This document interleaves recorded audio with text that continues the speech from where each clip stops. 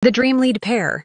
You'll pay millions just to see. May mga artista na kahit minsan lang nagsama sa isang eksena, kayang-kayang pasabugin ang buong industriya. Pero paano kung sila na mismo ang magka-partner sa isang full drama? Isang aktor at isang aktres na kaya mong bayaran ng milyon-milyon, mapanood mo lang silang dalawa bilang main couple. Isipin mo ito. Lee Min-ho, the ever-charismatic heartthrob, king of K-drama, the man who made you fall in love with Boys Over Flowers and the King, eternal monarch. At ang katambal niya, Song Hye-kyo, the timeless beauty of Full House and Descendants of the Sun, queen of elegance and grace. Magkasama sa isang drama, sa isang kwento ng pag-ibig. Wala pang confirmation, walang trailer, pero kung mangyari man to, milyon-milyon ang magbabayad, makapanood lang ng isang eksena. Hindi lang ito drama. Ito ang pinakahinihintay ng buong Asia.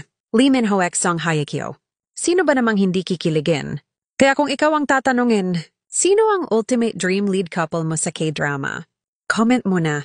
Dahil baka sa susunod, ikaw na ang makawitness ng pinaka-epikong tambalan sa kasaysayan ng K-drama.